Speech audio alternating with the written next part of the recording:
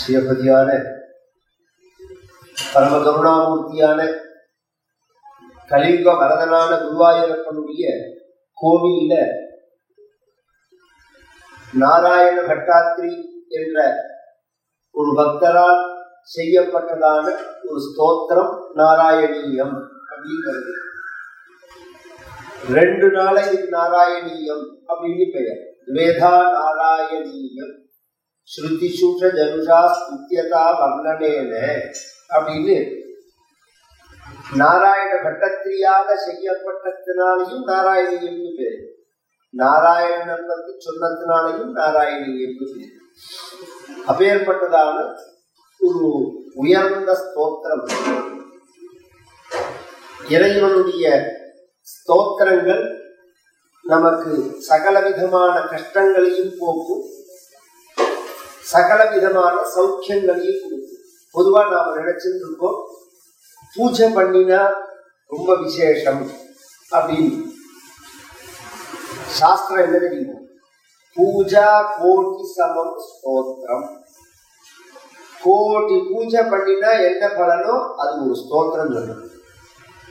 சுந்தரமூர்த்தி நாயனார் சரித்திரத்துல அவரை தடுத்தாட்கொண்ட உடனே ஸ்தோத்திரம் பண்ணு அப்படின்னு தான் பகவான் சொல்றான். ஏன்னா நீ பூஜை பண்ற பரம்பரையில பிறந்தவர், ஆதிசைவர் குலத்துல பிறந்தவர், அதனால நீ ஸ்தோத்திரம் பண்ணு அப்படிங்கும் போது ஏன் அப்படின்னா கோடி பூஜைக்கு சமானம் ஒரு ஸ்தோத்திரம். பூஜா கோடி சமம் ஸ்தோத்திரம், ஸ்தோத்திர கோடி சமோ ஜபா, ஜப கோடி சமம் தியானம், தியான கோடி சமோ லயா அப்படின்னு மந்திர சாஸ்திரம். கோடி பூஜை பண்றதுக்கு சமானம் ஒரு ஸ்தோத்திரம் சொல்றது. கோடி ஸ்தோத்திரம் சொல்றதுக்கு சமானம் அந்த தெய்வங்களுடைய மந்திரங்களை ஜபம் பண்றது. கோடி மந்திரங்களை ஜபம் பண்றதுக்கு சமானம் தியானம் பண்றது, கண்ணை மூடி தியானம் பண்றது. கோடி தியானத்துக்கு சமானம் லயங்கள், சமாதிகள், மந்திர சாஸ்திரம். அப்ப ஸ்தோத்திரங்கள் எல்லாருக்கும் பொதுவானவைகள், எல்லாராலையும் அதை செய்ய முடியும். பூஜை கூட எல்லாராலையும் செய்ய முடியும், தெரியும் அப்படின்னு சொல்ல முடியாது. ஸ்தோத்திரம் எல்லாருக்கும் தெரியுமே, 4 தடவை படிச்சா குழந்தைகளுக்கு வருமே. அதனால சின்ன வயசுல இருந்தே குழந்தைகளுக்கு சகஜமா சொல்லி கொடுக்கணும். கஜானனம் பூத கணாதிசேவிதம் கவித்த ஜம்பூகல சாரபக்ஷிதம் இப்படிலாம் சொல்லி கொடுப்பாங்க. தமிழ், சம்ஸ்கிருதம் இவைகள்லாம் கலந்து குழந்தைகளுக்கு சொல்லிக் கொடுக்குற பழக்கம். தேவாரம் திருவாச்சகத்தில் உள்ளது, ஔவையாரோடது ஸ்தோத்திரங்கள்ல இதெல்லாம் எளிமையா இருக்கு குழந்தைகளுக்கு சொல்லிக் கொடுக்குறது. அந்த ஸ்தோத்திரத்துல பாகவதத்தை அனுசரிச்சு இவர் கதை சொல்லிட்டு வரா. கபில தேவஹூதி சரித்திரம் அப்படிங்கிறது பாகவதத்துல 3வது பகுதியில இருக்கு. அந்த தேவஹூதிக்கும் கபிலருக்கும் பகவான் கர்த்தவர் தேவஹூதி தம்பதிகள், அவர்களுக்கு கபிலர் அப்படிங்கிற பெயர்ல பகவான் பிறக்கிறார். பொதுவா ஒரு பெயர்ல பல பேர் இருப்பா பல காலத்துல. இன்னைக்குமே குழப்பறாங்க ஔவையாருங்கிற பெயர்ல. ஔவையாருங்கிற பெயர்ல பல கன்ஃபியூஷன் இருக்கு இன்னி வரைக்கும். வள்ளுவர், அகஸ்தியர்,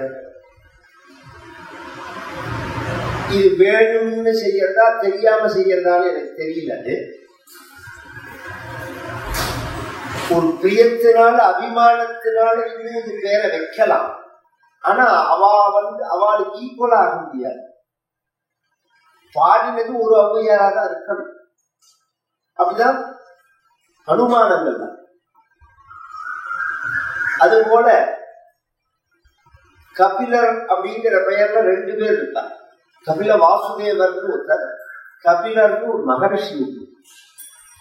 இந்த கபிலர்ங்கிற மகரிஷி என்ன பண்றாருன்னா, சாஸ்திரங்கள்ல சாங்கிய மதம்னு ஒரு மதம், பிரகிருதி தான் மூலம் எல்லாத்துக்கும் அப்படின்னு சொல்லக்கூடியதான மதம் அது. அந்த மதத்தை பிரச்சாரம் பண்ணினவர் கபிலர். பௌத்த மதம், ஜெயின மதம் மாதிரி ஒரு மதம். 72 மதங்கள் இருந்தது. ஆதிசங்கரர் காலத்துல 72 மதங்கள் இருந்தது. இப்ப உள்ளதெல்லாம் பெரிய விஷயம் இல்லை. இந்த ஆதிசங்கரர் காலத்துல இவைகள்லாம் சித்தாந்தங்கள்ல நம்மோட போட்டு போடக்கூடிய மதங்கள். இப்ப இருக்கிற மதங்கள்லாம் சித்தாந்தங்கள் நம்மளோட போட்டி போட முடியாது. பௌத்த மதம், ஜெயின மதம் மாதிரி மற்ற மதங்களுக்கு சித்தாந்தம் கிடையாது. அந்த லாஜிக் எல்லாம் இருக்குதுல்ல, அதெல்லாம் நம்ம பேசணும்னா நிற்காது. சர்வகாரண வஸ்து அப்படின்னு பேசிட்டு போகணும். சித்தாந்தம்னா என்னன்னு சொல்லணும். எல்லாத்துக்கும் மூலப்பொருள் எது? இப்ப இருக்கிற மதங்கள்லாம் இறைவன் சொல்லிட்டு ஒரே வார்த்தை நின்றுடும். நம்ம மதம், பௌத்த மதங்கள்லாம் எப்படி சொல்றதுன்னு கேட்கிறாங்க. இந்த மைக்கு எதுல செய்யப்பட்டது? இரும்பு அல்லது பிளாஸ்டிக். இது காரியம். இந்த பிளாஸ்டிக்கோ இரும்போ எதுல இருந்து வந்தது? அது காரணம். பூமியிலிருந்து வந்தது. அப்ப பூமி காரணம், மைக்கு காரியம். கேட்டுக்கோ, பூமி எதுல இருந்து வந்தது? ஜலத்திலிருந்து வந்தது. அப்ப பூமி காரியம், ஜலம் காரணம். ஜலம் எதுலேருந்து வந்தது? ஃபயர்லேருந்து வந்தது. அப்ப நெருப்பு காரணமாயிருந்தது. நெருப்பு எதுலேருந்து வந்தது? காற்றுலேருந்து வந்தது. காற்று காரணமாயிருந்தது. காற்று எதுலேருந்து வந்தது? ஆகாசத்திலேருந்து வந்தது. ஆகாசம் எதுலேருந்து வந்தது? பிரகிருதி அல்லது அவ்யக்தத்திலேருந்து வந்தது. அது எதுலேருந்து வந்தது? பரமாத்மாட்டிலேருந்து வந்தது. இப்படி கொண்டு முடிக்கிறது நம்ம மதம். பரமாத்மா எதுலேருந்து வந்தால் கிடையாது. இந்த பிரகிருதி கிட்ட போன உடனே பௌத்த மதம், ஜெயின மதங்கள் என்ன பண்ணணும்னா சூன்யத்திலேருந்து வந்தது, இல்லாத்திலேருந்து இருக்கிறது வந்தது. அது மேல அது தெரியாது. நம்ம மதம் என்ன சொல்றது? இல்லாத்திலேருந்து இருப்பு வராதுன்னு. புரியுற மாதிரி சொல்றது. இல்லாமையிலேருந்து இருப்புங்கிறது வராது. முயல் கொம்புல ஒரு சீப்பு தலைவாரிக்கிறதுக்கு அழகா இருக்கும். பார்த்துக்கல அடிங்களா? பார்த்துக்கல? முயல் கொம்புல ஒரு சீப்பு தலைவாரிக்கிறது யாருமே பார்த்துக்க முடியாது. ஏன்னா முயலுக்கு கொம்பே கிடையாது. முயல் கொம்பே கிடையாதுங்கிறது அதுல இருந்து சீர்படுத்தி வரும். புரியறதா? இல்லாத இருக்கு எப்படி வரும்? ஒண்ணு இருக்கு, ஒரு கயற்கு. அதுக்கு எப்படி திருஷ்டாந்தம் சொல்றது நம்ம சாஸ்திரம்னா, ஒரு கயர் கீழே கிடக்கு. இருட்டுல பார்த்தா நமக்கு பாம்பு மாதிரி தெரியலாம். அது நியாயம். அது ஒரு கிளிஞ்சல் சமுத்திரத்து கரையில கிடக்கும். கிளிஞ்சல்கள்னு சொல்லுவாங்க. எட்டிலிருந்து பார்த்தா சூரியனோட நாள் பட்டு வெள்ளி மாதிரி இருக்கும். அது கோல்டு மாதிரி கீழே இருக்கிறது என்னன்னா கிளிஞ்சல். ஏதாவது ஒன்று இருக்கும், அதுக்கு மேல ஒரு தோற்றம் தெரியும். தோற்றம் பொய்யா இருக்கும், இருப்பு உண்மையா இருக்கணும். கவனிச்சு கேட்கணும். அது மாதிரி பிரம்மங்கிற சத்தியத்து மேல பிரபஞ்சம்ன்றது தோற்றம். இப்படிதான் நம்ம சாஸ்திரம் சொல்றது. இந்த பிரகிருதி சாங்கிய மதம் என்ன சொல்றதுன்னா பிரகிருதியே தான் மூலம்ங்கிறது. சாஸ்திரங்கள்ல பிரகிருதி காரணம் இயற்கைன்னு சொல்றாங்க. அதுதான் பிரகிருதிங்கிறது. இயற்கையை வணங்குகிறேன், இயற்கை என்னை அழைத்து கொள்ளும் போது எப்படி அவ இயற்கையை கொண்டாடுறான்னு சொல்றேன். இப்படி கோபாலபுரத்துல கிருஷ்ணன் கோவிலும் இருக்கும். யாரோ பக்தெல்லாம் சேர்த்து கட்டிதான் ஒரு கோவில் வந்திருக்கு அப்படின்னு நாங்க சொல்றோம். சாஸ்திரம் சொல்றோம். இயற்கைக்காரா சொல்லலாம் அப்படி கிடையாது, அதுவாவே வந்து. இந்த உலகம்ங்கிறது பகவானால படைக்கப்பட்டதுன்னு நாங்க சொல்றோம். அவ சொல்றோம் அப்படி கிடையாது, அது இயற்கையா வந்து. எப்படி வந்ததுன்னு அவ சொல்றாங்கன்னா, ஒரு மரம் இருக்கு, அந்த மரத்துல கிளைகள் இருக்கு, இலைகள் இருக்கு, பூக்கள் இருக்கு, காய்கள் இருக்கு. அது யாராவது கிரியேட் பண்ணாலும் இருக்கு, அது இயற்கையா தானே வந்தது. அது மாதிரி இந்த உலகமும் இயற்கையா வந்தது அப்படின்னு ஒரே வார்த்தையில சொல்லியிருக்காங்க. நாங்க என்ன சொல்றோம் வேதாந்திகள்ல, நீ ஒரே வார்த்தையில ஈஸியா மரம் தானா வந்துருக்குதுன்னு சொல்ற. இலை அதுல இருந்து இலை வருது, பூ வருது, காய் வருதுன்னு சொல்ற. அந்த மரத்தை கட் பண்ணி சைஸ் பண்ணி டோரா பண்ணி வீட்டுல கொண்டு கதவா போட்டதுக்கு அப்புறம் அதுல இருந்து ஏன் இலை வரல, பூ வரல, காய் வரல? அது மரமா இருக்கிறதே அதுல இலை வந்தது, பூ வந்தது, காய் வந்தது. அது டோரா மாறின பிறகு, கனவா மாறின பிறகு அதுல இலை இல்லை, பூ இல்லை, காய் இல்லை. அப்ப மரமா இருக்கிறதே எண்ணெய் இருந்ததுல கனவான பிறகு அதுல எண்ணெய் இல்லை. சொல்லுவோம் சத்து இருந்தது, சத்து அந்த சத்தான பரமாத்மாங்க, அதைத்தான பரமாத்மான்னு சொல்றோம். அதுல பதில் சொல்ல முடியாது, இந்த இடம் வந்து பேச முடியாது. அதனாலதான் தத் சத்ய வித்யா சக்ஷதே அப்படின்னு வேதம் சொல்றோம். இந்த இடம் வந்து நம்மளோட போட்டி போடவே முடியாது யாராலும். உலகம் முழுக்க உள்ள நடுநிலைவாதிகள் அத்தனை பேரும் அத்வைதத்தை அக்செப்ட் பண்றாங்க. இன்னைக்கு ரிசர்ச்லயே அத்வைதத்தை அக்செப்ட் பண்றாங்க. அந்த அணுவை பிரிச்சு வேலை செய்யும் போது 3 உற்பத்தி இல்லாத இதுக்கு மேல அவளால அதுக்குள்ள போக முடியல, உடைக்க முடியல. இது ஏன்னா இதுக்கு மேல ஒரு சக்தி இருக்குங்கிறத அவ ஒத்துக்கிறாங்க. எல்லாம் நம்ம பெரிய விஷயம் வந்து அது கிளாஸா வைக்கணும். குழந்தைகள் வெறும் சோத்து கல்வியா இருக்கக்கூடாது, அறிவை வளர்க்கக்கூடிய கல்வியா இருக்கணும். குழந்தைகள் அப்படிதான் தயார். வேலை செய்யறதுக்கு எதுக்கு சொல்லி கொடுக்கணும், தானாவே வரும். வேலை சோத்துக்கா சம்பாதிக்கிறதுக்கு படிப்பா, படிச்சாதான் சம்பாதிக்கலாம், சம்பாதிச்சாதான் சாப்பிடலாம்னா யானை என்ன படிச்சது? 24 மணி நேரம் சாப்பிட்றது. அது எந்த ஸ்கூல்ல போய் படிச்சது? படிப்புக்கும் சோத்துக்கும் சம்பாத்தியத்துக்கும் சம்பந்தமே கிடையாது. அறிவு வளர்ச்சிக்கு தான். அறிவு வளரணும், அதுக்குதான் மனிதனுடைய பிறவிங்கிறது. அதுக்கு கல்விங்கிறது அறிவை வளர்க்கிற கல்வியா இருக்கணும். இங்க கபிலர் பிரகிருதி தான் காரணம்னு சொன்ன அவர் வேற. ஏன்னா ஆதிசங்கரர் சொல்லும் போது அந்நியஸ்மாத் கபிலாதுன்னு சொல்லி முடிச்சுட்டாங்க. இந்த இவருக்குமே கபில வாசுதேவன் பெயர். பகவானுடைய அவதாரம் மொத்தம் 24 அவதாரம். எல்லாருக்கும் 10 அவதாரம்னு உலகத்துல பிரசித்தம். தசாவதாரம்னு சொல்லுவாங்க. மொத்தம் எத்தனை அவதாரம் பகவான் பண்ணியிருக்காங்கன்னா 24 அவதாரம் பண்ணியிருக்காங்க. அந்த 24 அவதார கதைகளையும் இந்த பாகவதம் சொல்றது. அதான் அது உள்ள விஷயம். அந்த கபில வாசுதேவர் தன் அம்மாவுக்கு ஞானத்தை அடைகிற வழியை உபதேசம் பண்றார். ஞானம்ங்கிறது சர்வ துக்கத்திற்கும் நிவர்த்திகரமா அமையற. ஞானாக்கு சர்வகர்மாணி பஸ்மசாத் குருதேர்ச்சுனா. ஒருத்தருக்கு ஞானம் ஏற்பட்டதுன்னா துன்பம் இருக்காது. நாம உலகத்துல வாழறதே சுகமா இருக்கணும், துன்பம் இருக்கக்கூடாது. இதுக்காக ஒரு காரியமே செய்யணும். சுகாய கர்மாணி கரோத்து லோகா. எழுந்துக்கிறது, பல்லு தேய்க்கிறது, காபி குடிக்கிறது, டிஃபன் சாப்பிட்றது, ஆபீஸ் போறது, வேலை பார்க்கறது, திரும்பி வர்றது, காபி குடிக்கிறது, டிஃபன் சாப்பிட்றது, டிவி பார்க்கறது. இல்லை சந்தியானமா பண்ண போறான், அதை சொல்றது. சந்தியானம் பண்ண போறான்னா சிவபூஜை பண்ண போறான்னா சொல்லுவோம். அதெல்லாம் கிடையாது. நாய் நடி பண்ணி மாதிரி ஒரு வாழ்க்கை. சாப்பிட்றது, தூங்குறது, ஆபீஸ் போறது, சாப்பிட்றது, தூங்குறது. இதுக்கு அதுக்கு கவலை இல்லாம நாயா பிறந்துருக்கலாம். சாப்பிட்றது தூங்குறதுக்கு தான் வாழ்க்கையில நாயாவே பிறந்துட்டு போனாங்க. இதுக்கு மனிதனா பிறக்கணும். இப்படி ஒரு வாழத்தை இதுல என்ன, எதுக்காக இதெல்லாம் பண்றோம் நாம அப்படின்னு யோசனை பண்ணினா சௌக்கியத்துக்காக தான். நீ எதுக்கு எழுந்த, எதுக்கு பல்லு தேய்ச்ச, எதுக்கு காது குடிச்ச, எதுக்கு நீ சாப்பிட்ட, எதுக்கு நீ உத்தியோகம் பார்க்கிற, எதுக்கு நீ சம்பாதிக்கிற, எதுக்கு கல்யாணம் பண்ணிக்கிற, எதுக்கு குழந்தைய பெற்றுக்கிற, என்ன பதில் சொல்லுவீங்க? ஒரே பதில் தான், சௌக்கியமா இருக்கணும். அந்த சௌக்கியம் உனக்கு கிடைச்சதா? அதான் கேள்வி. இத்தனை பண்ணியே அந்த சௌக்கியம் உனக்கு கிடைச்சது. கிடைச்சா மாதிரி இருக்கு, கிடைக்காத மாதிரி இருக்கு. அப்படிதான் கிடைச்சா மாதிரி சுக ஆபாசம் துக்க பூஷித்தம் அப்படின்னு சாஸ்திரம்.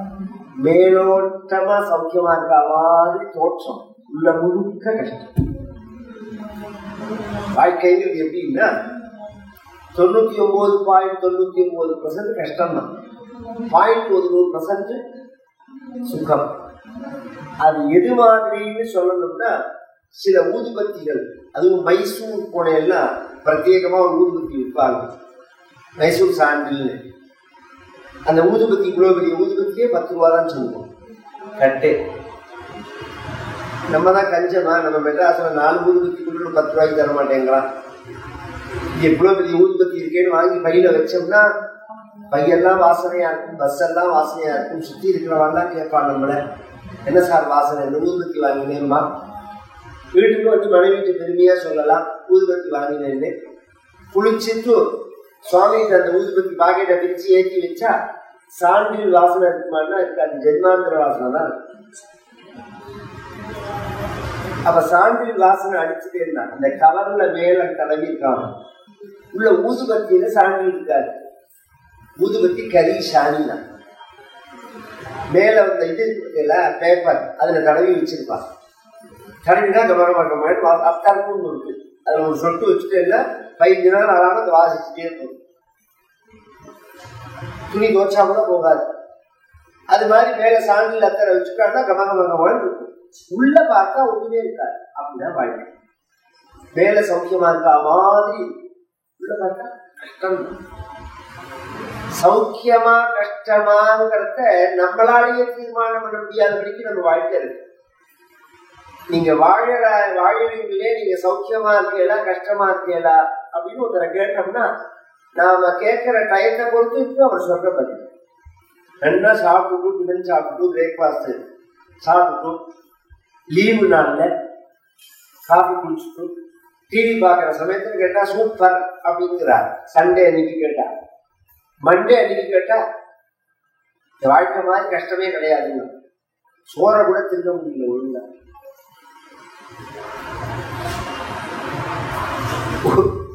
ஒரு நாள் உட்காந்து திங்கிற சமயத்துல சௌக்கியம் மாதிரி தோன்றது, அதுக்கு உழைக்க போற சமயத்துல கஷ்டம் மாதிரி இருக்கு. இது கஷ்டமா சௌக்கியமான இருக்கே தீர்மானம் பண்ண முடியும். கஷ்டம்தான். நித்தியமான சத்தியமான சாஸ்வதமான சௌக்கியத்தை அடையறதுக்கு ஞானமே கரு. அந்த ஞானத்தை அடையறதுக்கு என்ன வழி அப்படின்னு சொன்னா பக்தி தான் வழி. பக்தியினாலதான் ஞானத்தை அடைய முடியும். பக்தி எப்படி கிடைக்கும் அப்படின்னா சத்சங்கத்தினாலதான் கிடைக்கும். மதிர்க குணசக்தா பக்தா உபருண்டே பக்தி யோகஸ்து சக்தி மகதனுகபலப்யா பக்திரேவாத்ர சாத்யா கபிலதனுவிதித்வம் தேவஹூத்யைன்யகாதீஹி. பக்திங்கிறது மகான்களோட போனாதான் பக்தி வரும், பக்தர்களோட பழகினாதான் பக்தி வரும். எப்படி வரும் அதுக்கு பகவான் சொல்றான், மம குண கணலீலா கர்ணனைஹி கீர்த்தனாத்யைஹி மயிசுரசரிதோக பிரக்ய சித்தானுவృత్తిஹி பவதி பரமபக்தி சாஹி முத்யோர்விஜேத்ரி கபிலதனுவிதித்வம் தேவஹூத்யைன்யகாதீஹி. முதல்ல ஆரம்பம் கதை கேட்கணும். எல்லா பக்திக்கும் காரணம் கதை கேட்கணும். கதை கேட்டாதான் பூஜை பண்ணணும்னு தெரியும், நாம சங்கீர்த்தனம் பண்ணணும்னு தெரியும், கோவிலுக்கு போகணுங்கிறது தெரியும், தியானம் பண்ணணுங்கிறதோ சேவை பண்ணணுங்கிறதோ உங்களுக்கு எப்படி தெரியும்? கதைன்னு உங்களுக்கு கேட்டாதான் தெரியும். இதுல கேட்கும் போதுதான் இவாவா இப்படி பக்தி பண்ணிட்டா. நாவுக்கரசு நாயனார் ஒரு நாயனார் உழவாரப்பணின்னு ஒன்று பண்ணினார். சிவன் கோவில்லாம் போய் சுத்தம் பண்ண, இது ஒரு பக்தி. ஞானசம்பந்தர் மகான் தேவாரம் பாடினார். திருத்தொண்டர் அப்படிங்கிற மகான் அன்னதானம் பண்ணினார். இது ஒன்னா கவனிச்சோம்னா நமக்கு எப்படி தெரியும் அது பூஜை பண்ணணும், பூ எடுத்து கொண்டு கொடுக்கறது, கோவில்ல போய் தரிசனம் பண்றது, சுவாமிக்கு அபிஷேகம் பண்றது, கதை சொல்றது, கதை கேட்கறது, இறைவனுடைய நாமாக்களை சொல்றது, இது எல்லாமே கதை கேட்டாதான் வரும். இது எப்படின்னா ஆரம்பத்துல எடுத்த உடனே அந்த நான் சொன்ன பக்தியினுடைய உச்ச நிலை வராது. பக்தியோட பூர்ண நிலை எதுன்னா மேனி உள்ள குழைஞ்சு மேனி சிலிர்த்து கண்ணிலேருந்து ஒரு சொட்டு கண்ணீர் வர நிலைக்கு பூர்ண நிலைன்னு பேரு. அந்த நிலை அதுதான் பக்தின்னு பேரு. அது எப்படி வரும் அப்படின்னா ஏதாவது ஒன்று செஞ்சாதான் வரும். கதை கேட்டா அது மாதிரி வரலாம், ஸ்தோத்திரங்களை பஜனை பண்ணினா அது மாதிரி வரலாம், சுவாமி பரப்பாடு உற்சவங்கள் பண்ணினா அது மாதிரி வரலாம். ஏதாவது ஒண்ணு செஞ்சாதான் பாராயணம் பண்ணினா வரும், தியானம் பண்ணினா வரும், ஜபம் பண்ணினா வரும். சும்மா உட்கார்ந்துட்டா கண்ணுல கண்ணீர் வந்துருவேன், சும்மா உட்கார்ந்தா கண்ணீர் வரும். வந்தவர்கள்லாம் இருக்கா. நாவுக்கரசர் அப்படி வந்தவர் தான், மீராபாய் அப்படி வந்தவர் தான், சைதன்ய மகாபிரபு அப்படி வந்தவர் தான், நம்மாழ்வார் அப்படி வந்தவர் தான். அவர்கள் ஒண்ணுமே செய்யல. அவர்கள் வாழ்நாள் என்ன பண்ணார்கள்னா அழுதுட்டே இருந்தார், கண்ணீர் விட்டுட்டே இருந்தார். பகவானை நினைச்சு நினைச்சு உருகி உருகி கண்ணீர் விட்டுட்டே இருந்தார். அந்த நிலை வந்துடுச்சுன்னா ஒண்ணுமே செய்ய வேண்டாம். அந்த நிலை வரத்துக்கு தான் எல்லாம் செய்யறது. மைசூர சரிதோக பிரக்ஷ சித்தானுபத்தி. ஆரம்பத்துல கதை கேட்கிறதோ, பூஜை பண்றதோ, பஜனை பண்றதோ, இறைவனுடைய நாமாக்களை சொல்றதுக்கோ சாதன பக்தின்னு பேரு. கண்ணிலேருந்து கண்ணீர் வர நிலைக்கு சாத்திய பக்தி அல்லது பிரேம பக்தி அப்படின்னு பெயர். அதுதான் பக்தி. அது மரணத்தையும் ஜெயிக்கலாம். அந்த பக்தி சாதி முத்தியோர் விஜேத்ரி. மனிதனாக பிறந்த அந்த பக்தி ஒருத்தர் செய்யலைன்னா பிறப்பு வேஸ்ட்.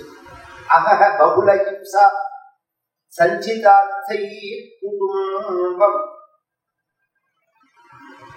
பிறந்தான், வளர்ந்தான், படிச்சான், வேலைக்கு போனான், கல்யாணம் பண்ணினான், சம்பாதிச்சான், குழந்தையை பெற்றினான், வீடை கட்டினான்.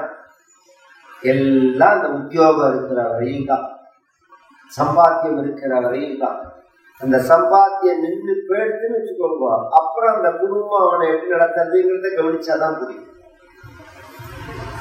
வார்த்தாயாம் முக்கியமானாயாம் ஆரப்தாயாம் புனப்புனா. இவனே முதல்ல அந்த சம்பாத்தியம் இருக்கிறதுக்கு மனசு விட்டுதான். 1 லட்சம் ரூபாய்க்கு வேலைக்கு பார்த்தவர்கள் சும்மா உட்காந்துக்க வேண்டாம், உங்க கம்பெனில இருந்து அக்கௌண்ட்ஸ் பாக்குறேன், நீங்க வெறும் 10,000 ரூபாய் கொடுத்தா போடும். ஏன்னா ஆத்துல உட்காந்தா மாமி கொடுக்குறா, இத்தனை நாளா குடுக்கணும் இல்லாம மாமி இருக்குட்டா. நீ உட்காந்து நோண்டிட்டே இருந்தேன்னா மாமிக்கு கோபம் வருது. இதை ஏன் பண்ற, அதை ஏன் பண்றேன்னா வேலைக்கு போய் தொலைக்க மாட்டேன், நான் பாட்டு நிம்மதியா இருந்தேன் அப்படின்னு ஆரம்பிக்கிறா. இவனுக்கும் சரியா வரல. அது வேலை செய்ய வேண்டியிருக்கு, உட்காண்டே சாப்பிட்டு பழக்கம். வேலைக்கு போறான், அந்த வேலையும் மூளை சரியா இருந்து உடம்பு சரியா இருந்தா செய்யலாம். தடுமாற்றம் வர ஆரம்பிச்சுன்னு வச்சுக்கோங்க, அவளும் சொல்லுவா வயசாயிடுக்குமாமா, இல்லை நீங்க ஆத்திரியா இருந்துக்கோங்க அப்படின்பா.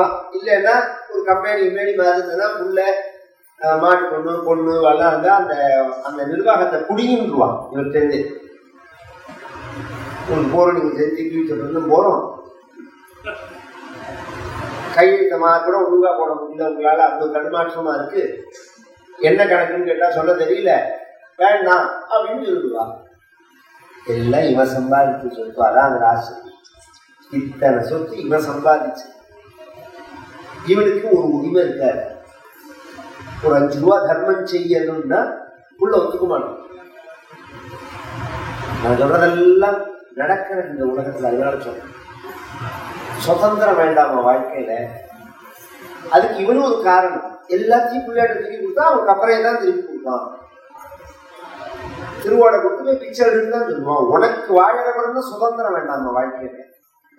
குழந்தைகளை படிக்க வச்சோம், உத்தியோகத்துக்கு போனா கல்யாணம் பண்ணி வச்சோம், அதோட முடிஞ்சு போச்சு. நான் சம்பாதிச்சது என் காலத்துக்கு அப்புறம் தான்.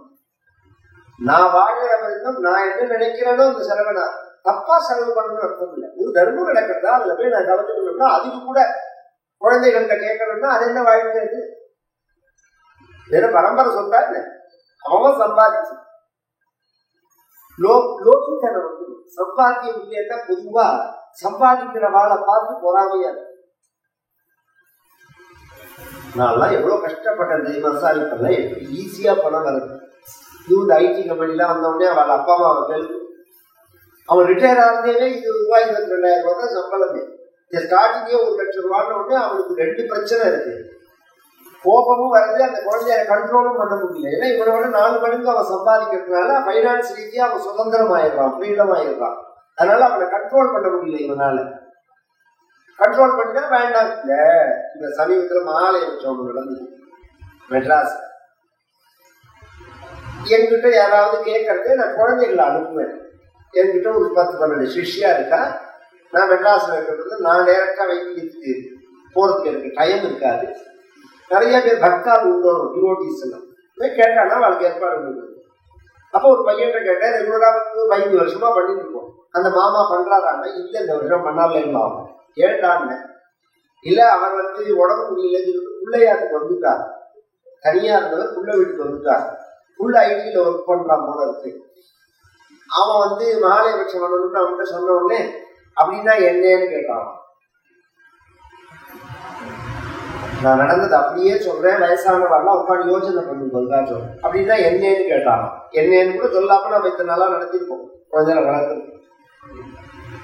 மேல புரட்டாசி மாசத்துல அம்மா பௌர்ணமாசிக்கு அப்புறம் வர பிரதமையிலேருந்து அம்மாவாசை பரியந்தம் உள்ளத்துக்கு மகாலய பட்சம்னு பேரு. அதுல என்ன ஸ்பெஷல் அப்படின்னு சொன்னா பித்ருலோகம் அப்படின்னு ஒண்ணு இருக்கு. அதுல வருஷத்துக்கு ஒரு தடவை அத லாக் பண்ணுவான். இந்த 15 நாள் பித்திருக்களை விட்டுருவா ஃப்ரீயா. அந்த பித்திருக்கள்லாம் எல்லாருமே நம்ம வீட்டுக்கு வந்துருவாங்க. எல்லா பித்திருக்களும் வருவார்கள். அந்த பித்திருக்களுக்கு நாம ஸ்ராத்தம் பண்ணணும். 15 நாளும் பண்ணணும். இல்லையா பட்சம் முழுக்க தர்ப்பணம் பண்ணணும். அப்படி இல்லையா சக்ரன் மகாலயம்னு ஒரு நாளாவது பண்ணணும். அதுல ஒரு ஸ்பெஷல் என்னன்னா, சாமான்யமா சாதாரணமா நாம அமாவாசையோ மற்ற நாட்கள்லாம் பண்ணும்போது அப்பா வழிக்கு பண்ணுவோம், அம்மா வழியில உள்ள தாத்தா பாட்டிக்கு பண்ணுவோம். மகாலய பட்சத்துல மட்டும் பிதிருவிய மாதுலாதி வர்க்கத்வய சகாரூத பிதிருக்கள் அப்படின்னு பெயர். நம்ம அப்பாவோட கூட பிறந்த சகோதரிகள், அத்தை, சித்தப்பா, பெரியப்பா, இவாளுக்கெல்லாம் பண்ணணும். அம்மாவோட கூட பிறந்த சகோதர சகோதரிகள், மாமா, சித்தி, பெரியம்மா இப்படிலாம் இருந்தா அவளுக்கெல்லாம் நம்ம சாதாரண நாள்ல ஒண்ணுமே பண்றது இல்லையே. இந்த மகாலய பட்சத்துல அவர்களுக்கு எல்லாம் தர்ப்பணம் உண்டு. இது ஒரு 5 பேர் 6 பேர் வச்சு பண்ணணும். அம்மா இருந்தா 5 பேர், அம்மா இல்லைன்னா 6 பேர் வச்சு பண்ணணும். எத்தனை ரூபான்னு கேட்டாங்க. புத்தருக்கு 1000 ரூபாய் வீதம் கொடுக்கணும். அவர் சொல்லியிருந்தார். எத்தனை மணி நேரம்னு கேட்டுருக்கா. 1/2 மணி நேரம். 1/2 மணி நேரத்துக்கு 6000 ரூபாயான்னா அந்த பையன், ஏன்னா அவன் ஐடியில ஒர்க் பண்றான், மணிக்கணக்கில் தானே சம்பாதிச்சுருக்கான். 1/2 மணி நேரத்துக்கு நீ 6000 ரூபாய்லாம் செலவழிக்க வேண்டாம், வெறும் தர்ப்பணம் மட்டும் கொடுக்க போடுவாங்க. அதனால அவர் பண்ணல மாமா அப்படின்னு இந்த பையன் சொன்னான். அண்ணா பண்ணலண்ணா அப்படின்னு. அப்ப நான் நினைச்சேன், அவனுக்கு மகாலயம்னாவும் இல்லைன்னு தெரியல, மணிக்கணக்கின சம்பளம்னா அவன் என்ன நினைச்சிட்டு இருக்கான், இந்த ஐடியில எல்லாம் ஒர்க் பண்றாப்புல அந்த கணக்கு போடுறான். 6 பேர் 6 பேருக்கு தட்சிணம் கொடுக்கணும் அப்படிங்கிற ரீதியில இவர் சொல்லியிருந்தாருன்னா, அப்படி இவர் எப்படி சொன்னார், அவன் எப்படி எடுத்துருந்தான்னு எனக்கு தெரியல. அந்த லெவல்ல தான் தர்மங்கள்லாம் அந்த லெவல்ல தான் பண்ண விட மாட்டான். சம்பாத்தியம் நின்று விட்டுன்னு வச்சுக்கோங்களேன், நம்மள சுதந்திரமா இருக்க விட மாட்டான். கருத்தியார பார்த்தா கோபமும் வரும், பொறாமையாவும் இருக்கும். இவன் சம்பாதிக்கிறான், அவன் சம்பாதிக்கிறான், அதுக்கு மேல திவாத நியாயங்களாம், அதுக்கு மேல எதுவுமே பண்ணுவான். இவன் எப்படி சம்பாதிச்சான்னு என்ன கேளுமோ நான் சொல்றேன். இவன் நேர்மையா சம்பாதிக்கல, இவன் என்ன பிராடு பண்ணினா, இந்த கோபாலன் வளர்த்து இவன் எவ்வளவு பிச்சைக்காரனா இருந்தா, இவனுக்கு எவ்வளவு பெரிய கோடீஸ்வரனா இருக்கா, இவன் கையில எவ்வளவு பணம் வந்தது, இது எத்தனை பிராடு பண்ணினான்னு சரி, எல்லாமே சரி, நீ அக்கௌண்ட்ஸ் எல்லாம் வச்சுக்கோ, இன்கம் டாக்ஸ்க்கு எழுதி விடு. என்ன பண்ண போற? ஒருத்தரை பத்தி நாம பொறாம பண்றதுனால என்ன லாபம்? அவர்களோட சொத்தோட மதிப்பை எங்கேயாவது குறைக்க முடியுமா நம்மளால? ஒண்ணுமே முடியாது. நமக்கு என்ன அதனால பிரயோஜனம்? இந்த மகாபாரதத்துல யக்ஷ பிரஷ்னம்னு தர்மபுத்திரர்கிட்ட யக்ஷஸ்ன்னு ஒரு கேள்வி கேட்கும், அதுக்கு பதில் சொல்லுவோம், கொஸ்டின் ஆன்சர் மாதிரி இருக்கும். இது கேட்டது பொறாமைன்னா என்னன்னு கேட்டு யக்ஷஸ், மாத்சரியம்னா என்னன்னு கேட்டு, மாத்சாரியம் பேர் சமஸ்கிருதத்துல இருக்கு. பொறாமைன்னா பொறுத்தியார் சௌக்கியமா இருக்கிறத பார்த்து நாம அசிங்கப்படுறது, அப்படிலாம் ஏதோ சொல்லுவோம். தர்மபுத்திரம் ரொம்ப அழகா சொன்னார். பிறர் சௌக்கியமா இருக்கிறத பார்த்து நம்மளை நாமே கஷ்டப்படுத்திக்கிறதுக்கு பொறாமைன்னு தெரியுது. அவன் சௌக்கியமா இருக்கான், நாமும் சௌக்கியமா இருக்கோம் இப்படின்னு நினைச்சிட்டு போக வேண்டியிருக்க, ஐயோ அவன் சௌக்கியமா இருக்கானேன்னு நம்மளை சிரமப்படுத்தினா பிபி தான் ஏறும். நம்மளை நாமே சிரமப்படுத்திக்கிறதுக்கு போறாமேன்னு உனக்கு என்ன சௌக்கியம் குறைச்சது? பகவான் ஒன்னையும் சௌக்கியமா தானே வச்சிருக்காரு. இந்த எண்ணம் வருமா? வராது. பகவான் ஆராதிச்சா பக்தியினால பகவான் கொடுப்பான் இந்த எண்ணங்கள் எல்லாம். அந்த காலத்துல எல்லாம் பார்த்தேன்னா பெருசா திரட்டி அதை பார்த்தேன்னா அபிப்பிராயமே சொல்ல மாட்டான். ஒரு வயசாக பார்த்தேன்னா அப்படியே காவாயிடுவோம். நான் பார்த்தது அவ்வளவு நிர்வாகம் பண்ணினேன். பாட்டிலாம் மூளையில குளிச்சுட்டு வந்து ஜெபம் பண்ணிட்டு இருப்பான். அதான் என்ன கொடுத்தாலும் அது சாப்பிடுவான். இன்னைக்கெல்லாம் படுத்தி எடுக்கிறா பத்தியில உப்பு இல்லை, உரப்பு இல்லை, இது வேணும் அது வேணும், வேற வேலை கிடையாது. அதான் விஷயமே. இன்னும் டிவி பார்க்கறது திங்கிறது இந்த 2 தவிர வேற ஒன்றும் தெரியாது.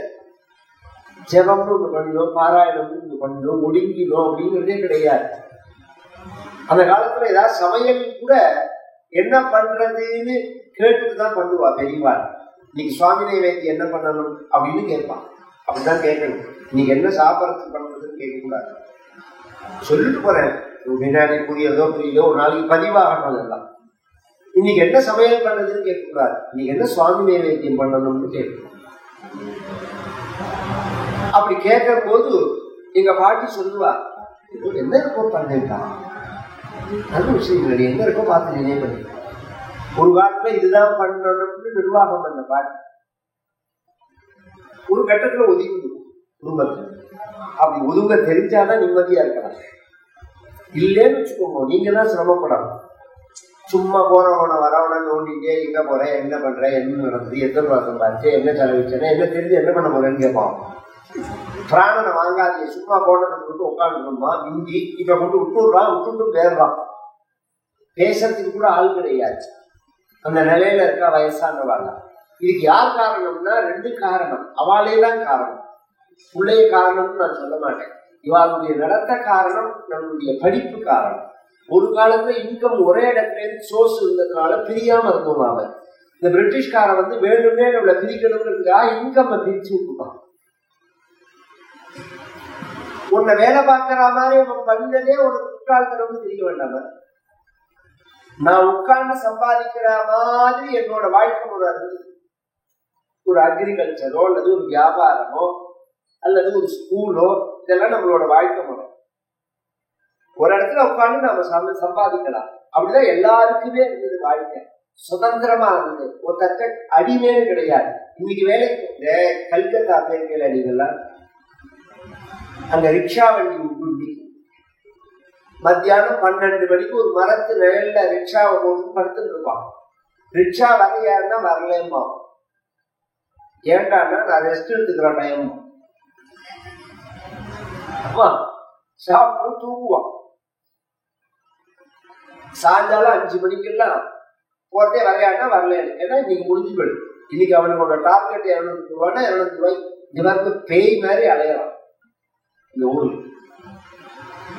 அந்த ஓலா இல்லை அந்த டாக்ஸியா அரக்கிறது பாவம். குழந்தைகள் நினைச்சா வயிற்றுச்சலா என்ன சம்பாதிச்சு பத்தல், என்ன சம்பாதிச்சு பத்தல்ல. அவ்வளோ ஸ்ட்ரெஸ், அவ்வளோ டிராபிக்ல அவ்வளோ பிரச்சனை, அவ்வளோ கடன், அவ்வளோ இதையும் தாண்டி 10 வருஷம் 15 வருஷத்துக்குள்ள உடம்பு அப்படியே புடலம் காயில உள்ள விதைய உருவினா மாதிரி பெறது உடம்பு. 60 வயசு ஆனாலும் தோல் தொங்கக்கூடாது. ஷோல்டர் இருக்குது எல்லாம் தொங்கக்கூடாது. தோல் ஏந்திருக்கிறதே இப்படி கையை ஊனிக்காம எழுந்திருக்கும். இதெல்லாம் நம்ம ஆரோக்கியமா இருக்கணும்னு அடையாளம். உட்கார்ந்து இந்த குழந்தையெல்லாம் பார்த்தா அவ்வளவு வயிற்றுச்சலா இருக்கு. ஏன்னா over work, over strain, over stress. இத்தனையும் பண்ணி என்ன மிச்சம்னா நிம்மதியின்மைங்கிறது தானே மிச்சம். அப்ப தெய்வத்தை சின்ன வயசுல இருந்தே தெய்வ வழிபாடோட தெய்வ பக்தியோட அந்த பக்தியை தனியா பிரிச்சு அனுபவிக்கிறதுக்கு நாம பழகிக்கணும். இப்ப கோவிலுக்கெல்லாம் போறா, பிரச்சனைக்காக போறா. அப்படி நம்ம பெரியவா பழக்கவே இல்லை. நம்மள கோவிலுக்கு போறதே வழக்கம்னு வச்சிருக்கோம். டெய்லி கோவிலுக்கு போகணும். இன்னைக்கு பார்த்தீங்கன்னா செவ்வாய்க்கிழமை, வெள்ளிக்கிழமை இது மாதிரி விசேஷம்னா, ஏதாவது ஒரு விசேஷம்னா இல்ல, அல்லது ஏதாவது ஒரு தொடர்ந்தாப்புல 12 நாள் ஒருத்தர கோவில்ல பார்த்தோம்னா 10 நாள் பார்த்துட்டோம்னு வச்சுக்கோங்களேன். என்ன சார்னா இல்ல ஒரு ஜோசியரை பார்த்தேன் 12 நாள் வேணுகோபாலனுக்கு போய் அர்ச்சனை பண்ணிடுவான்னு சொன்னால் அதனால வந்து இந்த 12 நாளுக்கு முன்னாடி வரமாட்டான், பின்னாடி வரமாட்டான். இது மாதிரி இல்ல, இது பேர் தான் பக்தி கிடையாது. அப்ப என்ன ஆகும்னா நம்ம வந்து சௌக்கியத்தை பகவான் கேட்கல, சௌக்கியத்துக்குள்ள சாதனத்தை கேட்கும். சாதனத்தை பகவான் கொடுப்பார், சௌக்கியத்தை கொடுக்க வேண்டாம். ரொம்ப அபூர்வமான விஷயங்கள் இதெல்லாம். தெய்வத்திட்ட போய் நான் சௌக்கியமா இருக்கணும்னு கேட்டா அந்த விஷயமே வேற.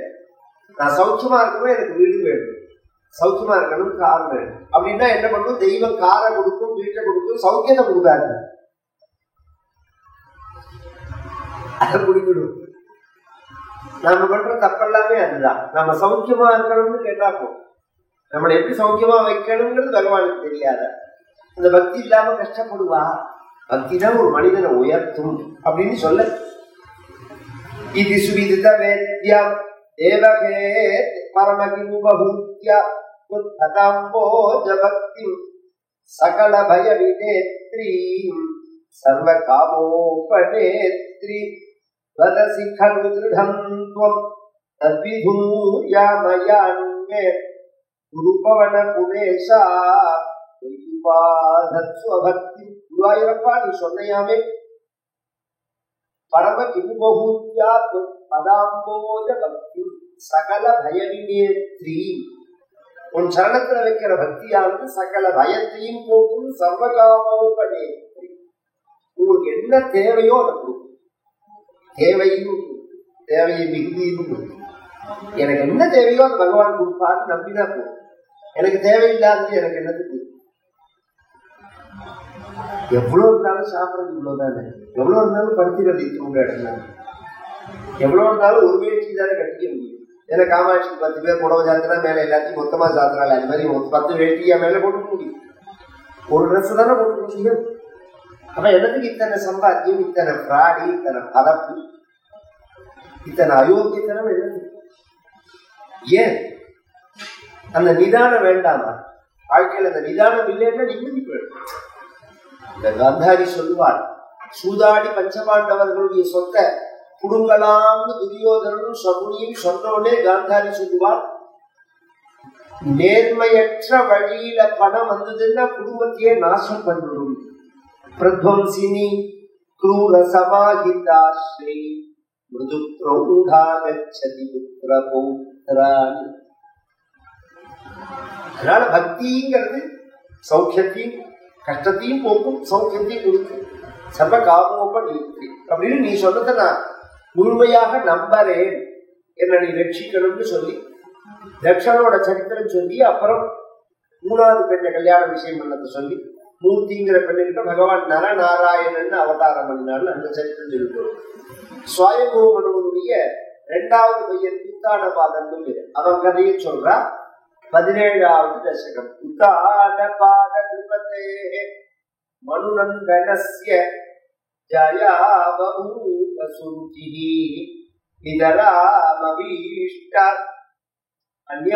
அன்யாசுனீதிரிதி பர்துரநாதிருதாசா த்வமேவ நித்யமகதிஹி சரணம் பிரபன்ன. சரணம் கதாபூத்துன்னு அதில் போட்டுக்கும், சரணம் பிரபன்னான்னு ஒரு பாடம். உத்தானபாதே, உத்தானபாதங்கிறவனுக்கு 2 மனைவி. மூத்த மனைவிக்கு சுனீதின்னு பேரு, இளைய மனைவிக்கு சுருச்சின்னு பேரு. இளைய மனைவியினுடைய வெற்றிகாரத்தனத்தினால மூத்த மனைவியானவள் ஒதுக்கப்பட்டாள். அவள் ரொம்ப நல்லவள், சாது. அதனால அவளை ராஜா ஒதுக்கி வச்சுட்டான். பெருசா அவளோட விவகாரம் பண்ண முடியல. ஏன்னா வாழ்க்கை அப்படிதான், யாரு மேல வருவா யார் கீழே போவாங்கலாம். அவ மேல வரத்துக்கு எம்பத்துக்கு முயற்சி பண்ணதான் பண்ணுவா. ஆனா தெய்வம் தான் தீர்மானம் பண்ணணும், யாரை மேல வைக்கணும் யாரை கீழே வைக்கணும்னு தெய்வம் தான் தீர்மானம் பண்ணணும். முயற்சி யார் வேணாலும் பண்ணலாம். இவ முயற்சி பண்றா, தானும் தன் குழந்தையும் இந்த சொத்தை அடையணும் அப்படிங்கிறதுக்காக மூத்த மனைவியையும் அவன் குழந்தையையும் ஒதுக்கி வைக்கிறார். அவன் என்ன பண்றான்னா பாவேவ நித்திய மகதி சரணம் பிரபன்னா, பகவானை பிடிச்சிருக்கான். உலகத்துல எல்லாராலையும் வெறுக்கப்பட்டு ஒதுக்கப்பட்டவாளுக்கு கதி பகவான். இப்ப நம்ம எல்லாராலையும் நாம ஒதுக்கப்பட்டோம், வெறுக்கப்பட்டோம் அப்படின்னா வருத்தப்படுற பத்தில அது வருத்தப்படக்கூடாது, சந்தோஷப்பட வேண்டிய விஷயம். அதுல ஒரு சந்தோஷத்துக்கு ஒரு விஷயம் இருக்கு. எப்படின்னா இவாள்லாம் நம்ம கிட்ட பிரியமா இருந்தா நாம பதிலுக்கு பிரியம் பண்ணணும். பிரியத்தை வச்சோம்னா நம்ம கொண்டு பகவான்கிட்ட பூஷா மனசை சமர்ப்பணம் பண்ண முடியாது. ராமகிருஷ்ணன் சொல்லுவா, கங்கையிலேருந்து விவசாயத்துக்கு ஒரு கால்வாய் வெட்டினாங்க. அந்த ஜலம் நடுப்புல எங்கேயும் லீக் ஆகாம இருந்தா நேர வயலுக்கு வரும். அது லீக் ஆயிட்டுன்னு வச்சுக்கோங்க, வயல் கிட்ட வரதே ஜலம் இருக்காது. அது மாதிரி நம்ம மனசு நேர முழுஷா பகவான்கிட்ட போகாம மனைவிட்ட கொஞ்சம், புள்ளேட்ட கொஞ்சம், மாடு பொண்ணுட்ட கொஞ்சம், பொண்ணுட்ட கொஞ்சம், மாப்பிள்ளைட்ட கொஞ்சம், பேரண்ட கொஞ்சம், இப்படி பிச்சு பிச்சு வச்சுட்டோம்னு வச்சுக்கோங்க, பகவான் வரதே கொஞ்சம் கூட இருக்காது. இங்க கொஞ்சம் கொஞ்சம் கூட தான், இங்க கொஞ்சம் கூட இருக்காது. வரட்டு மனசா இருக்கு, வரட்டு மனசாதான் இருக்கு. ஒரு கால் பகவான் வந்தா கூட இவா யார்கிட்ட புரிய வச்சனோ இவாளுக்கு வர கஷ்டத்தை போக்கணும்னோ அல்லது இவாளுக்கு சௌக்கியமா இருக்கணுங்கிற பிரார்த்தனைக்காகவோ தான் பகவான் வருமே தவிர பகவான் உள்ள பிரியத்தினால பகவான் வரமாட்டோம். அதனால மகான்கள்லாம் என்ன விரும்புவார்னா, இந்த குடுங்கள் வேண்டாம்னு நினைத்தார். ஊரிலே காணியில் இல்லை, உறவு மற்றொருவர் இல்லை, பாரிலே நின்பாகம் பற்றினேன் பரமமூர்த்தி. ஸ்ரீரங்கத்தில் சொல்றார், பச்சைமா மனைவி போல் மேடி பமலவாய் கமலச்சங்கல் இருக்கணும். அதை சொல்லும் போது சொல்றார், ஊரிலே காணி இல்லை, உறவு மற்றொருவர் இல்லை, பாரிலே எனக்கு வந்து கிடையாதுங்கிறார். ஏன்னா இருந்தா குடுங்கள் தான், பிள்ளை இருந்தா, பேரன் இருந்தா, பொண்ணு இருந்தா, மாப்பிள்ளை இருந்தா கலகலன்னு இருக்கும், குடும்பம் சந்தோஷமா இருக்கும், எல்லாம் ஆரம்ப நிலையில.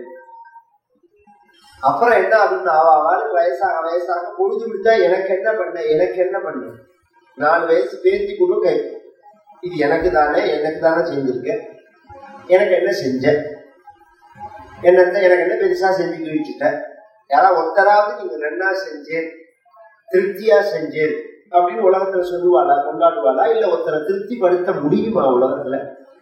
யாராலையும் யாரும் திருப்திப்படுத்த முடியாது. இதுதான் யதார்த்தம். ஒரு சின்ன காரியம் செஞ்சா கூட திருப்தி அடையிறவன் பகவான் தான். சந்துஷ்டிய பத்திரம் புஷ்பம் பலம் தோயும் கோமே பக்தியா பிரயச்சதி அப்படிங்கிறான் பகவான். ஒரு சின்ன புஷ்பத்தை, சின்ன துளசிய வச்சா கூட சந்தோஷப்படுறவன் பகவான் தான். பகவான் திருப்தி அடையணும்னு நாம் சங்கல்பிச்சு வாழணுமே தவிர இவா திருப்தி அடையணும் அவா திருப்தி அடையணும்னா என்ன செஞ்சாலும் திருப்தி அடைய மாட்டா. நம்ம பட்சத்துல எப்படி இருக்கும்னா, நான் இவ்வளவு செஞ்சேனேன்னு தான் தோணும் நமக்கு. இவ்வளவு கஷ்டப்பட்டேனே, இவ்வளவு செஞ்சேனே அப்படின்னு தான் இவா சொல்லுவா, செஞ்சவா. அவளை கேட்டா நீ என்ன செஞ்சேன்னு தான் கேட்பா. எதுக்கு இந்த குடுங்கள்? ஒரு கடமைன்னு ஒன்று உண்டு எல்லாத்துக்கும். ஒரு கல்யாணம் ஆகணும், சம்பாதிக்கணும், கடனெல்லாம் உண்டு. அதோட அந்த லெவல் பார்த்து தெரிஞ்சு ஒதுங்க தெரியும், இல்லைன்னா மண்ணாடும். இவள் பகவான சரணம் அடைஞ்சா, அந்த குழந்தைக்கு 5 வயசாச்சு துருசுவாமிக்கு. ஒரு நாளைக்கு தன் தம்பியான உத்தமனை விளையாட்டுக்கு கூப்பிடுறதுக்காக போறதே அவன் அப்பா மடியில உட்கார்ந்துக்கிறத பார்த்துட்டு தானும் அப்பா மடியில உட்கார்ந்தா தேவையில்லைன்னு இவனுக்கு தோன்றது. அங்கே பிதுஹு சுருச்சி புத்திரகம் உத்தமந்தம் திருஷ்டுவா துவக்கில சுனீதி சுதோதிரோக்ஷ்யன்னி ஆதிக்ஷிபே கில சிசுஹு சுதராம் சுருச்ய துஸ்த்யம் த்யஜா கலு பவதி முகைஹி அசூயா தொன்மோஹிதே பிதரி பஷ்யதி தானவஸ்யே தூரம் துருக்தி நிகதஹ சகதோ நிஜாம்பாம் சாபி ஸ்வகர்மகதி சந்தரணாய பும்சா உத்பாதமேவ சரணம் சிசவே சசம்சா. தான் குழந்தைகளுக்கு ஒரு குழந்தை செய்யறத பார்த்தா இன்னொரு குழந்தைக்கு ஆசை வரும். ஒரு குழந்தை எடுத்து கொஞ்சம்னா இன்னொரு குழந்தை என்ன கொஞ்சம் வயசு வித்தியாசம் இல்லாம, இது குழந்தைகளுடைய ஒரு சுபாவம். தானும் அப்பா மணி ஏறணும்னா அவபாக்கா சிரிச்சி. இது விளையாட்டு இல்லை. இன்னைக்கு அப்பா மணி ஏறது இதோடு நிற்காது, சிம்மாசனம் பதினது வரும். அரசியல்ங்கிறது சின்ன விஷயம் இல்லையே. ஆரம்பத்திலேருந்தே சத்ருக்களை ஒழிச்சுட்டே வந்தாதான் இவன் அந்த லட்சியத்தை அடைய முடியும். இது சின்னதுதானே விட்டுட்டான்னா அது வெந்து வளர்ந்தான். ஒரு நாள் 2 நாள் பிளான் இல்ல அரசியல்ங்கிறது. ஏதாவது குரூப்ல வேணா அப்படி நடக்கலாமே தவிர பெரும்பாலும் அரசியல் எப்படி நடக்கணும்னா பிறந்ததுலேருந்தே அந்த புத்தி வேலை செஞ்சுட்டே இருக்கணும். அதுவும் கிரிமினலா வேலை செய்யணும். இவ அது மாதிரி நினைக்கிறா. இவனை ஏற விடக்கூடாதுன்னு சொல்லி தடுத்து, என் வயத்துல பிறக்காதனால நீ அப்பா மணி ஏறக்கூடாது, என் வயத்துல பிறந்தாதான் நீ ஏறலாம், என்ன அர்த்தம், நீ அன்பிட் அப்படின்னு சொல்லி அனுப்ப இந்த உத்தான பாதனும் பேசாம இருக்கான். தொன்மோகித்தே பிதரி பசியத்தீங்கிறான். அவனாவது அப்படிலாம் சொல்லாத குழந்தைக்கு என்ன தெரியும், அது மடிதான ஏற வரது, அது பாட்டுக்கு ஏறட்டும் அப்படின்னு சொல்லலாமே. சொல்லலையேன்னா தொன் நோக்கி கேட்கிறான். நாராயணபட்டர் மயக்கத்துல இருக்கான், இளமை. அப்படி சொல்லிட்டான்னா 2 வெற்றி எடுத்துக்கொள்ள. அப்புறம் நரகமா போயிடும், ராத்திரி சண்டை போடுவோம். அதனால ரொம்ப வேண்டாம்னு பேசாம. சுதந்திரம்ங்கிறது என்ன, சுதந்திரமா இருக்கிறதுனா என்ன, ஆசைப்படாம இருந்தா சுதந்திரம், ஆசை இருந்தா அடிமையா இருக்க வேண்டியது. ஒரு ஆசை உங்களுக்கு இருந்துட்டுன்னா அந்த ஆசையை நிறைவேற்றிக்கிறதுக்கு நீங்க அடிமையா தான் ஆகணும். சுதந்திரமா இருக்கிறதுன்னு ஆசையே இல்லாம இருந்தா சுதந்திரமா இருக்காது. இவன் தாயை புத்தி இருக்க இந்த குழந்தையான குருசுவாமிக்கே தன் அம்மாட்ட இது மாதிரி சித்தி சொன்னார்னு சொல்ல, இது மாதிரி உலகத்துல எல்லாருமே இப்படிதான். யாரும் கெட்டவாளும் கிடையாது, யாரும் நல்லவாளும் கிடையாது. நம்ம நேரம் நல்லா இருந்தா நல்லவாளா இருக்கா, நம்ம நேரம் சரியில்லைன்னா கெட்டவாளா இருக்கா. இப்ப நம்மளதான் நாம் சரி பண்ணிக்கணும். இன்னொருத்தர குறை சொல்றதுல இந்த விஷயமே கிடையாது. புரியுற மாதிரி சொல்லணும்னா ஒருத்தன் பிறக்கிறதேவே அதிர்ஷ்டத்தோட பிறக்கணும் இல்லையா, அதிர்ஷ்டத்தை சம்பாதிச்சுக்கணும். பிறக்கிறதேவே அதிர்ஷ்டமா பிறக்கிறது பூர்வ ஜென்மங்கள்ல உள்ள சுகுர்த்தம். அது பிறக்கிறதே எனக்கு அது மாதிரிலாம் இல்லை. அம்பானிக்கு அதான் நீங்க பிள்ளையா பிறந்தா பிறக்கிறதேவே அதிர்ஷ்டம்னு இருக்கும். அது மாதிரி எனக்கு இல்லை. அப்ப நான் என்ன பண்றதுன்னா, நான் அம்பானி அதானி மாதிரி ஆகணும்னு நினைக்கணும். உங்களுக்கு உங்க ரீதியில புரியறதுக்காக ரீதியில சொல்ற உடனே அம்பானி அதானி அதிர்ஷ்டம் அவன் குடுங்கள் என்னன்னு அவனை கேட்டாதான் தெரியும். நமக்கு ஜனங்களுக்கு அதுதான ஒரு பிரமையா இருக்கு. அதுக்காக அந்த விஷயத்த சொல்றேன். கிராமத்துல இருந்தா இந்த வார்த்தைகள்லாம் சொல்ல மாட்டேன். இந்த பக்கத்துல ஒரு பையன் இருக்கா, என்னோட சிஷ்யன். இந்த போயஸ் காட்டுல நான் சொல்றது 10 வருஷம் முன்னாடி 50,000 ரூபாய் வாடகை கொடுத்துருக்காங்க. வீடு சொந்த வீடு கிடையாது. நான் கேட்டேன், பாண்டியன் ஏன் பாண்டியன் சம்பாதிக்கிற பணத்தை கொண்டு இப்படியாரா 50,000 ரூபாய் வாடகை கொடுப்பாடா, கொஞ்சம் அவுட்டர்ல இருந்தோம்னா ஒரு 25,000 ரூபாய் 10,000 ரூபாய் வீடு இருக்கு, மிச்சம் 35,000 ரூபாய் மிச்சமாகுமே. அப்படி இல்லை தாங்க. நான் இருக்கிற இடத்த சுத்தி இருக்கிறவாளை பார்த்தா எனக்கு ஒவ்வொரு நாளும் வெறி வரும். இவன் மாதிரி ஆகணும், இவன் மாதிரி ஆகணும். அப்பதான் நான் வாழ்க்கையில முன்னேற முடியும் அப்படின்னா. ஓஹோ அப்படி வேற இருக்கான்னு நினைச்சிருந்தேன். நம்ம பெரியவாள்னா அந்த சிஸ்டத்துலதான் ஊரை அமைச்சது. ஒத்த மனசு உடையவா ஒத்து இருப்பா, தெய்வீகமா உள்ளவா ஒரு தெருவில் இருப்பா, கச்சர்கள்லாம் ஒரு தெருவில் இருப்பா, குயவர்கள்லாம் ஒரு தெருவில் இருப்பா, விவசாயிகள்லாம் ஒரு தெருவில் இருப்பா. இதுல ஏற்றத்தாழ்வுன்னு அர்த்தம் இல்லை, ஒத்த மனம் உடையவர்கள். அப்ப என்ன ஆகுதுன்னா பெருசா நமக்கு நேர்மை இழக்கணும்னு தோணாது. நான் 10 ரூபாய் சம்பாதிச்சுட்டு எனக்கு பக்கத்து வீட்டுல இருக்கிறவன் 10,000 ரூபாய் சம்பாதிச்சான்னா எனக்கு வெறி வரும். வெறி வர்றது தப்பு கிடையாது, ஆசைப்படுறது தப்பு கிடையாது, தப்பு பண்ணணும்னு தோணும். நீங்க அப்படிதானே ஆயிடுச்சு. ஒரு காலத்துல உழைச்சு நேர்மையா உழைச்சு சம்பாதிக்கணும்னு சொல்லியிருந்தோம். நாமெல்லாம் சம்பாதி எப்படி பண்ணணும்னா நேர்மையா உழைச்சு சம்பாதிக்கணும். கொஞ்ச காலம் ஆனவுடனே இந்த நேர்மைங்கிறது போச்சு. உழைச்சு சம்பாதிக்கணும்னா இப்ப எப்படி இருக்கணும்னா சம்பாதிக்கணுங்கிறது மட்டும்தான் இருக்கு. இந்த நேர்மையும் கிடையாது, உழைப்பும் கிடையாது, சம்பாதிக்கணும் அப்படிங்கிற லெவல்லதான் ஜனங்களோட மனோபாவம் இருக்கு. எல்லாம் இருக்கும், சௌக்கியமா இருக்க முடியுமானா முடியும். நான் டவுன் அனுசரிச்சு இந்த வார்த்தைகளை சொல்றேன். இது மாதிரி ஒல்லியா பிறக்கணும்னா அதிர்ஷ்டத்தோட பிறக்கணும், இல்லையா அதிர்ஷ்டத்தை சம்பாதிச்சுக்கணும். அதுக்கு என்ன பண்ணணுமோ அந்த காரியத்தை பண்ணணும். அதுக்கு ஒரே வழி என்ன அப்படின்னு சொன்னா சாபி ஸ்வகர்மகதி சந்தரணாய பும்சா. ஒருத்தனுடைய கர்மா அதுதான் சுகதுக்கத்துக்கு காரணம். அந்த கர்மாவை போக்கிக்காம துக்கத்தை போக்கிக்க முடியாது.